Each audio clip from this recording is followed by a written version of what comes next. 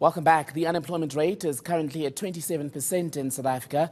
In another attempt to stimulate growth, government is holding a jobs summit tomorrow. It will see the government, business and labour come together to address unemployment. And we ask, what kind of workforce skills does the country need to boost economic growth? Up next, we speak to Bebe Oyegun Adeoye. She is from the South African Board for People Practices. A very good afternoon to you, and thank you so much for coming in. Let's begin with that very question of the kind of skills that we need to indeed move our economy forward. Yeah. It's a great question you ask, and I think for me, I'd answer it in two parts. The kind of skills that we need today, when we look at, well, first of all, we see the sort of reality of fees must fall, and we see what's happening in the varsity space. It tells us that we need a bigger answer than throwing everyone, so to speak, into varsity. So for me, the artisan skill is something that we were really strong as a country in years past, and we need to get back there.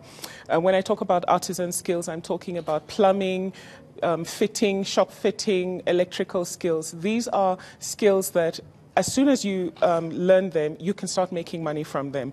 You can own your own business. So it talks to enterprise development, not even just job creation. So for me, that's the first part of it. And then the second part of it is we say, let's look into the future. And when we talk about the future of work and machines and artificial intelligence and robotics and all of that, we also need to be talking about skills, not just the STEM skills, which we all know are important, but the other skills like flexibility, adaptivity, and being able to work in complex environments, which I think we're not putting enough focus on as a country in terms of our curriculum today. I want to get Bebe to the issue of artisanal training. Yes. I finished school a fairly short time ago, and when I did my matric, for example, everyone was being encouraged to take up accounting, take up something in the sciences, because artisanal occupations were seen as less glamorous and beneath people of a particular social class, if you will. So how do we change the message, not only at government level, but at a basic level as high school and primary school? Yes. You ask a very pertinent question. And I think part of the problem is also artisanal training. We've kind of kept it to TVETs, you know, the vocational educational training institutions. And so one of the things we need to do in the high school curriculum is to remarket these skills, to bring shop work, woodwork, and those kinds of things back into mainstream offering, and to make it viable and not the thing that you do because you didn't get into varsity. I think that's where we start, by marketing it to young people and letting them see that it is a viable, it is an attractive, and it is a sustainable alternative. Hundreds of thousands of graduates are unemployed in this country. That is if the data that we have is to be relied on. Is getting them into jobs possible?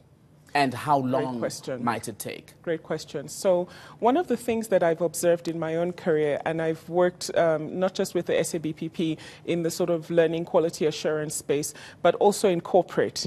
And one of the things that we see when we bring graduates in, and not to knock varsities because they do a great job, most of them, is we almost have to retrain. And so there's a curriculum that's followed, which is a very academic curriculum, but it doesn't really prepare people for the world of work. And what I find, speaking with a lot of corporates as well, is that when we bring people onto graduate programs, we're job reskilling. And so I think that part of the answer lies in, again, closer collaboration between industry and universities to make the curriculum more realistic and more based on what's needed in industry versus just the academic so-called side of it. Which brings me to this question then. Do you get a sense that those who are in charge of our education system, both at basic and tertiary level, have a clear enough understanding of what is needed to link that level of education and what is needed in the market, and in particular the quality of the training that's necessary? Yeah. Another great question, and I think it's yes and. And the yes part is a lot of the science behind what educationists do is built and backed by rigor.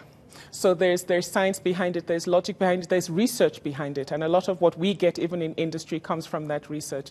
The and yet part is, I think what I dream for is better and closer collaboration, even at a basic education level, between educationists and industry, because it almost seems like everyone is in their ivory towers and there's not enough dialogue and collaboration going on. Where I have worked with some universities and I have seen through sort of advisory boards and that sort of thing, the attempts and the efforts they make to improve their curriculum, you see the value in the employability of their students. Let me put you in a corner here because in some of the rhetoric ahead of this job summit tomorrow, Yes. It's Kosatu that I believe has said that this job summit threatens to be quite the damp squib.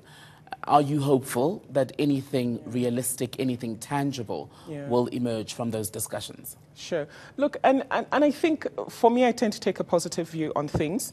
And I think that the intention with which you go into something is probably going to inform the outcome that you get out of it. So if we're already going to the summit thinking nothing's going to happen, then probably little will happen. But if we go with a meaningful intent for dialogue and with a meaningful intent to shift things and to make education and to make young people more work ready, then I think that we move the conversation forward. I suppose it speaks to depoliticizing, at least from a party political level, the discussions around our jobs crisis. Yes, and so there's politics and then there's business and then there's the rest of us who live in between. And I think that the politicians will politic and the business people will do the business. And for those of us who live in between, I think the reality is that whether you're a mother who wants, her child to get a job or you're that young person looking for a job, the reality is that you want it fixed, is that you want the solutions, you want to be hopeful about a future and about the country as a whole. Is the private sector doing enough? I think it can always do more. And one of the things, by the way, one of the positive, maybe intended or unintended consequences of the Skills Development Act, the BEE Act, etc., is that it has compelled companies to do more in a very systematic way and to do more in an intentional way. So I think that for some companies, whether they like it or not, they are doing more and they have to. But for others who get that this transformation thing is real and it's the thing that propels us into a sustainable future, I think they do even more. They go even more beyond. So can more be done? Absolutely, always. But in the 10, 15 years that I've been in this space, I see the passion and I see the intent with which people do work. And I think that companies are telling a good story, some companies. Bebe Oyegun Adeoye from the SA Board of People Practices, thank you so much for coming in this afternoon. Thank you very much.